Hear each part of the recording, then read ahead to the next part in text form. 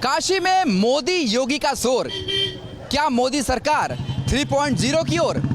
हमारे साथ यहाँ पर लोग हैं, हम सीधे उनसे बात करते हैं। जिस तरीके से वाराणसी में मोदी योगी का शोर है, क्या मोदी 3.0 की तरफ बढ़ रहे हैं? बिल्कुल बढ़ रहे हैं। आज मोदी जी ने जो मंत्र दिया है कि हम गुजरात में जैसे काम करते थे वैसे काशी के कार्यकर्ता अगर आज के बाद 14 दिन बचा है अपने बूथों पे जाके प्रत्येक बूथ जीते। जीत हार का विषय नहीं है, प्रत्येक बूथ जीतने का उन्होंने गुरु मंत्र दिया और कहा कि जिस 370 को समाप्त करने के लिए श्यामा प्रसाद मुखर्जी जी बलिदान हो गए और मोदी ने उसको पूरा किया, तो कार्यकर्ताओं का धर्म है कि प्रत्येक बूथ पर 370 वोट बढ़ाए हैं। तय मोदी का काम, क्या विपक्ष का टूटा मायाजाल क्या दिखाई देता है? देखिए, पहली बात तो यह है कि ये बैठक मोदी परिवार की बैठक थी। हम लोगों ने आपस में दुख दर्द बांटा, लेकिन मोदी जी ने जो काम किया है, बनारस में जो काम किया है, हिंदुस्तान में जो काम किया है, हमें याद है जब मोदी जी आए थे यही अमेरिका वीज़ा नहीं देता था। आज इतने बड़े नेता के रूप में मोदी जी हैं पूरे दुनिया में कि वही अमेरिका आज वीज़ा मानने को तैयार है। मेरा कहना है भारत माता के मस्तक को पूरे दुनिया में विवेकानंद की तरह अगर धमकाने का काम किसी ने किया है तो नरेंद्र भाई दामोदर दास मोदी ने किया है। और ये तय है अब की बात 400 पार। चलिए, आम आदमी से ही बात करते हैं। क्या दिखाई देता है आपको? तीसरा कार्यकाल तय है प्रधानमंत्री का? 100% भैया, कोई इसमें कह नहीं सकते कि आप मोदी जी, किंतु परंतु कोई मतलब ही नहीं है। यहाँ पे निर्विरोध जनता चुनने जा रही है बनारस की, क्योंकि इतना काम किया है मोदी जी ने कि निर्विरोध भाई साहब यहाँ की जनता चुनेगी, किसी को नहीं देखेगी। अजय राय जी को तो जाके वहाँ पे वापस कर देना चाहिए। क्या लगता है भाई साहब, जिस तरीके से मोदी का कार्यकाल रहा है और मोदी योगी की हुंकार लगातार दिखाई दे रही है, तीसरा कार्यकाल किस तरीके से देखते हैं, हो पाएगा? ये तो 100% हो पाएगा, लेकिन आज का जो मोदी जी ने कहा है वो एक प्रधानमंत्री के रूप में 100% मतदान का जो सूत्र दे रहे थे उसको सारी पार्टियों को सीखना चाहिए कि बिना बूथ मैनेजमेंट के, बिना घर से बाहर निकले लोकतंत्र मजबूत नहीं हो सकता है। सबसे बड़ा मैसेज उन्होंने ये दिया और आप मीडिया लोगों को संदेश दिया कि जो लोकतंत्र की ताकत है वो कश्मीर में जाके देखिए। ये दो मोदी जी का हमको बहुत अच्छा लगा। निश्चित तौर पर मोदी जी तीसरा टर्म भारी बहुमत से जीतने जा रहे हैं। क्या दिखाई देता है आपको? आप लोग तो टोपी वगैरह लगाई हुई हैं, बीजेपी के दिखाई दे रहा है। मोदी योगी की जो हुंकार है वो तीसरे कार्यकाल की तरफ बढ़ रहे हैं? बिल्कुल बढ़ रहे हैं। जिस तरह आपने कल कश्मीर का चुनाव देखा, 40% वोट हुआ है, तो मोदी जी ने हम लोग को यही सीख दिया है कि वोट हुआ है कहाँ ये नहीं पता हमें, लेकिन लोकतंत्र हमारा मजबूत हुआ है और वोट बढ़ा है। तो हमें उम्मीद है कि इस बार हर बार से ज़्यादा काशी क्या पूरा देश वोट देगा। लोकतंत्र पहले से मजबूत हो चुका है, लोग समझदार हो चुके हैं, वोट की मान्यता लोगों को समझ में आने लगी है और जीत अच्छी होगी, बीजेपी होगी, मोदी जी ही जीतेंगे। क्योंकि जो हमारे लिए काम करेगा, जो 10 सालों में हमारे देश के लिए और हमारे काशी के लिए मोदी जी ने बदलाव लाए हैं, सुंदरता बढ़ाया है, काशी का काया पलट किया है, तो हम लोग तो उन्हीं को ही वोट देंगे। क्या लगता है प्रधानमंत्री मोदी जी का जो कार्यकाल है, ऐसे में विपक्ष का जो मायाजाल है टूट पाएगा? दो बच्चों की जोड़ी मतलब विपक्ष, बच्चे हैं, अभी बचपना है, कोई विपक्ष है नहीं। विपक्ष में कितना दम है आप देख रहे हैं। रह गई मोदी जी की बात, मोदी जी एक विशाल बरगद के पेड़ की तरह हैं, ठीक है, उनके छाए में हम लोग हैं। करोड़ों लोग, करोड़ों नेता, करोड़ों उनके चाहने वाले जितने भी हैं वो हर आदमी के मन में बसे हुए हैं मोदी जी। और आज उन्होंने गुरु मंत्र हम लोगों को दिया कि हर बूथ पे जितना वोट हमने पिछली बार पाया था उसमें 370 और प्लस करना है। श्यामा प्रसाद मुखर्जी जी को श्रद्धांजलि देनी है। इन्हीं संकल्पों के साथ आज हम लोग यहाँ से जा रहे हैं और हर बूथ पे 370, पिछली बार जितना पाया था हर बूथ उस पे 370 और प्लस कर देना है। कार्यकर्ता और बूथ लेवल कार्यकर्ताओं की ताकत बताई जाती है। ये बताइए, क्या दिखाई देता है आपको? मोदी योगी की जो हुंकार है वो तीसरे कार्यकाल की तरफ ले जा रही है बीजेपी को? बिल्कुल 400 के पार। ये तीसरी बार मोदी जी 400 पार बहुमत में आने वाले हैं संसद भवन में। क्या दिखाई देता है आपको इस बार, जिस तरीके से मोदी योगी की हुंकार हो रही है, वो तीसरे कार्यकाल की तरफ बढ़ रहे हैं या फिर विपक्ष का जो मायाजाल है वो काम कर जाएगा? कहा जाता है ना, हमारे यहाँ संस्कृत में कहा गया प्रत्यक्षम किम प्रमाणम। आपकी निगाह जहाँ जहाँ तक दिखा जा रही है आप सिर्फ देखिए भगवा के अलावा कुछ और नज़र आ रहा है तो यही है। और मोदी जी ने कहा है कि पानी पीते रहिए, अपने आप को स्वस्थ बनाइए और मेरे तरह अपना भी चेहरा चमकाइए और 390 हर बूथ पे दिलाइए। ये उनका सबसे बड़ा फंडा था जिसको पूरे भारतीय जनता पार्टी के लोगों को सबको फॉलो करना है। क्या दिखाई देता है भाई साहब, क्या लगता है कि जो मोदी योगी की हुंकार है वो 3.0 की तरफ ले जा रही है कि नहीं? क्योंकि यहाँ पर तो मैं देख रहा हूँ कि जो कार्यकर्ता नहीं है वो भी केसरिया पहन के आ गया है। तो प्रधानमंत्री जैसे कह रहे थे कि हर एक व्यक्ति जो हमारे साथ जुड़ा हुआ है वो बीजेपी का कार्यकर्ता है, ज़रूरी नहीं है। तो क्या दिखता है विपक्ष जो बात कर रहा है उसका क्या असर होगा? देखिए, तीसरा कार्यकाल बहुत ही बढ़िया और अच्छे ढंग से हम लोग जीतेंगे और यह विजय ऐतिहासिक विजय होगी। हर बार हम लोग रिकॉर्ड कायम कर रहे हैं। मोदी जी ने मूल मंत्र बूथ जीतने का दिया है, बूथ को मजबूत करने का मूल मंत्र दिया है। वह कार्यकर्ता भाव से हम लोगों से आज बात की है और उन्होंने किस तरह से बूथ को जीता जाए इस मंत्र को देने के साथ साथ उन्होंने जनता के बीच में जाने का काम किया है। उत्सव के रूप में मनाने के लिए इस बूथ का, इस योजना को दिया उन्होंने इस तरीके से कि लोगों के बीच में हमको जाना है और अपने कार्यों को बताते हुए उस दिन उत्सव का माहौल उत्पन्न कर करके बूथ पर के लोगों को लेके जाना है। और जब बूथ पे पहुंच गए तो निश्चय ही जब हम चमकेंगे तो चेहरा चमकेगा और यह विजय हासिल होनी ही है। रिकॉर्ड मतों से इस बार फिर से पुनः 3.0 की सरकार बनने जा रही है। क्या दिखाई देता है आपको? थोड़ा इस तरफ आइए, उधर धूप ज़्यादा है। ये बताइए कि क्या नज़र आता है कि इस बार जो विपक्ष का मायाजाल है, विपक्ष का गठबंधन है, वो कहाँ जा रहा है और क्या 3.0 की सरकार फिर से बन सकती है? देखिए, कल आपने आदरणीय प्रधानमंत्री जी का रोड शो भी देखा है। जिस तरह से कार्यकर्ता उनके प्रति, जनता उनके प्रति अपना विश्वास जिता रही है, विकसित भारत का संकल्प लिया है। उन्होंने 2014 में काशी से प्रधानमंत्री बने, 2019 में काशी से प्रधानमंत्री बने और 2024 में अब की बार जीत भारी मतों से आदरणीय प्रधानमंत्री जी इस देश के यशस्वी, मैं कहूँगा कि विश्व के सबसे लोकप्रिय नेता है, उनको काशी की जनता फिर से भारी मतों से जिताने जा रही है। इसी मूल मंत्र के साथ आदरणीय प्रधानमंत्री जी ने जिस तरह से कार्यकर्ता यहाँ पर आए, बड़े ही उत्साहित के साथ नजर आए। ऐसी बात है। चलिए आप बताइए, क्या लगता है आम आदमी क्या सोचता है इस बार मोदी योगी की जो हुंकार है, क्या विपक्ष को डोमिनेट कर पाएगी? हाँ, विपक्ष को तो एकदम डोमिनेट कर पाएगी। विपक्ष दूर दूर तक कहीं बनारस में दिखेगा नहीं। बनारस में सिर्फ मोदी की ही लहर है। माननीय प्रधानमंत्री मोदी जी ने जो अभी यहाँ कहा है हम लोगों से कि एक उत्सव के रूप में मनाया जाए, अपना बूथ सबसे मजबूत, एक बूथ पर जो भी एक व्यक्ति है उनको कवर कर रहा है, तो एक व्यक्ति जो कार्यकर्ता है वो कम से कम 30 लोगों को वोट कराए, एक उत्सव के रूप में 30 लोगों को लेकर जाकर वहाँ वोट कराए ताकि वोट का परसेंट हमारा बढ़े। ये बताइए कि भाई साहब, क्या लगता है आपको कि क्या दिखाई दे रहा है कि इस समय जो मोदी योगी की हुंकार है, 3.0 सरकार की बात हो रही है, तीसरे कार्यकाल की बात हो रही है, क्या लगता है? आप लोग तो केसरिया पहन लिए हैं, मगर ऐसा होता दिख रहा है? एकदम होता दिख रहा है। पूरे देश को दिखा है कल मोदी जी का काशी में रोड शो। आज कार्यकर्ताओं को जो टिप्स दिया है, 1 तारीख को हम सारे कार्यकर्ता हर बूथ में उत्साह मनाएंगे और उत्साह मना के एक एक मतदाता को मतदान कराएंगे और मोदी जी को बनारस से रिकॉर्ड मतों से जिताने का काम करेंगे और हर बूथ जीतेंगे। यही मोदी जी ने आज हम सब कार्यकर्ताओं को संदेश दिया है। धन्यवाद। ये तो प्रधानमंत्री का संदेश है, दिखाई क्या देता है जमीन पर? सर, ज़मीन पर बहुत कुछ दिखाई देता है। आज के मोदी जी के और योगी जी के इस कार्यक्रम से कार्यकर्ताओं में दूना उत्साह बढ़ गया है और इसका निश्चित रूप से आने वाले 1 जून को भारतीय जनता पार्टी की सरकार देश में बनेगी। ये बाबा विश्वनाथ की नगरी है। हर हर महादेव, जय श्री राम।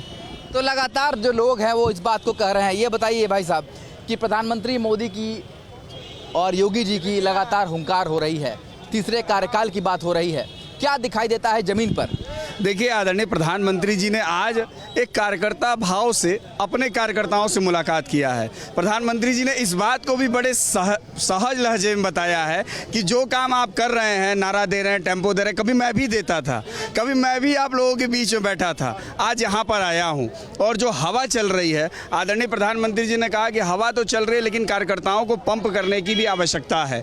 तो ऐसा ना हो कि हवा के भरोसे हवा रह जाए, तो जो हवा है वो वाकई टायर में पहुँचे पहुँचे, वाकई ईवीएम में पहुँचे। और प्रधानमंत्री जी ने सबसे बड़ी बात कही कि जो पंडित श्यामा प्रसाद मुखर्जी ने जम्मू कश्मीर में 370 के लिए बलिदान दिया था, कुर्बानी दी थी, कश्मीर के जेल में उनकी हत्या कर दी गई, उन श्यामा प्रसाद मुखर्जी के शहादत के लिए, उस श्यामा प्रसाद मुखर्जी के बलिदान के लिए प्रधानमंत्री जी ने व्यक्तिगत रूप से कार्यकर्ताओं से निवेदन किया है कि अपने बूथ पर अब तक जितना वोट मिला है उससे 370 वोट ज़्यादा दिलवा करके श्यामा प्रसाद मुखर्जी को श्रद्धांजलि देने के लिए उन्होंने बनारस के अपने कार्यकर्ताओं से अपील की है। जमीन पर क्या नजर आता है भाई साहब, आपको क्या दिखाई देता है? क्या जो विपक्ष का जो मायाजाल है, विपक्ष की जो हुंकार है, वो कहाँ तक पहुँच रही? विपक्ष की तो कोई हुंकार दिखती ही नहीं है। क्यों नहीं दिखती है? क्योंकि काशी से अक्सर ये कहा जाता है कि इंडिया अलायंस से किसी बड़े नेता को लड़ना चाहिए। प्रधानमंत्री जी के विपक्ष में जो हमारे प्रत्याशी हैं वो कहीं टिकते नहीं, और पूरे संपूर्ण उत्तर प्रदेश में भी जिस तरीके से भारतीय जनता पार्टी का बूथ प्रबंधन है, उसके आगे चाहे पीडीए हो चाहे इंडिया अलायंस हो, यह दोनों ही जो है वो विफल साबित होते हुए साफ साफ दिखाई देते हैं। क्या नजर आता है आपको? आम जनता को क्या दिखाई देता है? आम जनता को सर अभी इस बार तो मोदी आएंगे, इसमें कोई ये नहीं, 400 बार होने वाला है अपना, ये फिक्स है मोदी जी के लिए। जय हिंद। क्या भाई साहब, आप तो बाइक लेके जा रहे हैं, ये बताइए आम जनता को क्या दिखाई देता है इस बार? जमीन पर क्या दिखाई देता है, विपक्ष की हुंकार या मोदी योगी की हुंकार? सिर्फ मोदी योगी के अहंकार। ऐसा क्यों?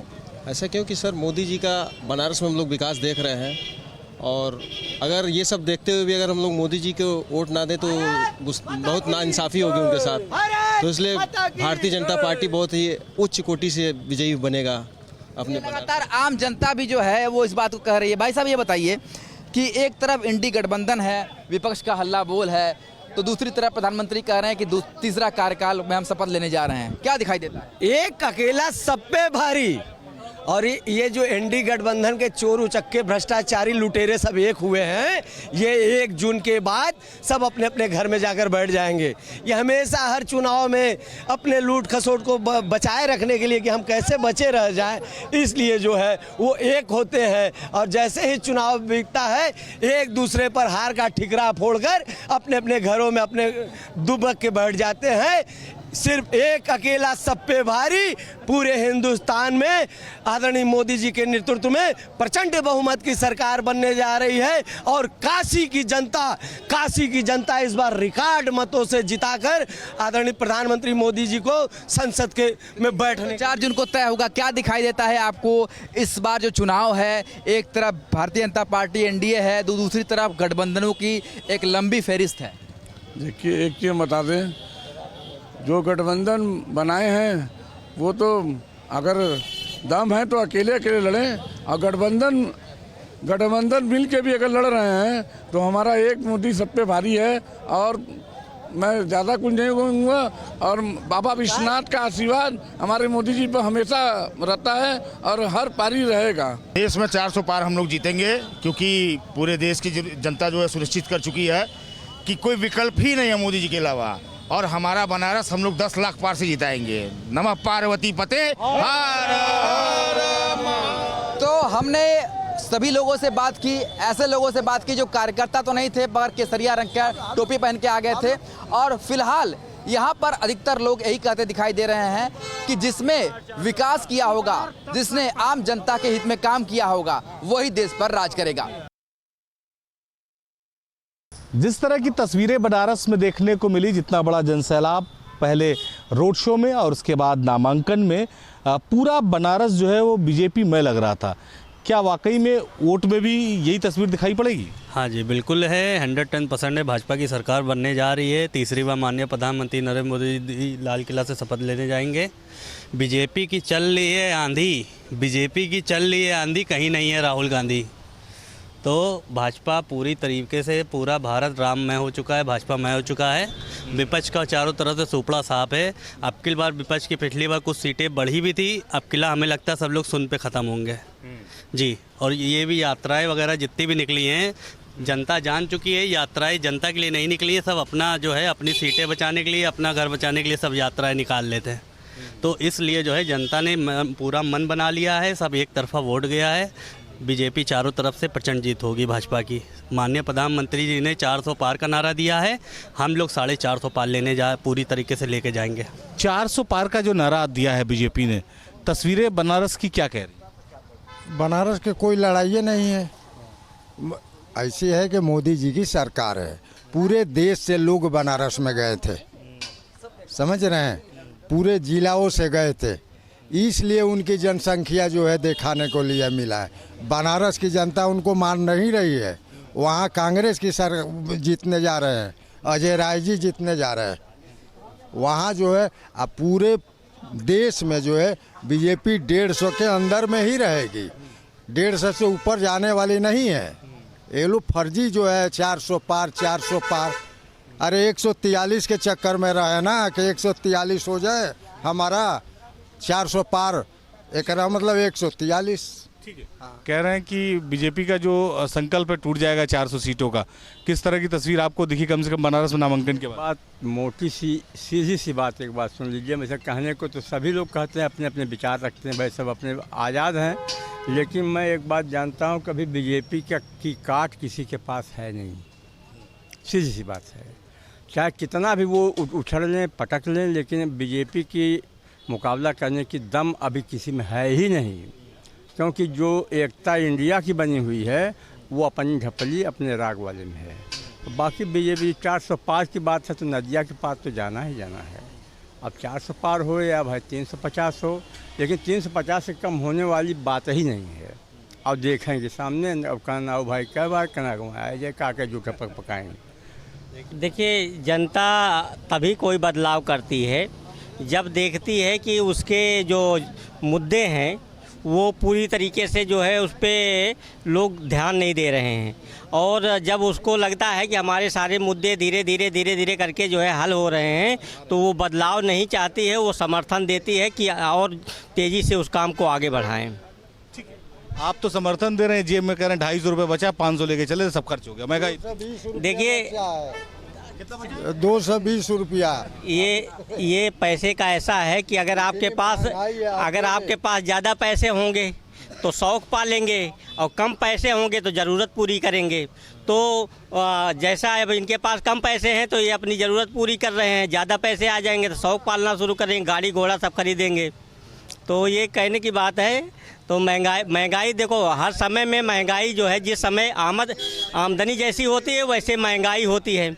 जिस समय जैसे आमदनी होती है वैसे महंगाई। पहले लोग घोड़ा गाड़ी से चला करते थे तो चवन्नी 10 पैसा चलते थे, 1 अन्नी चलती थी, लेकिन अब जो है आदमी जो है फॉर्च्यूनर से चल रहा है तो लाखों कमा रहा है।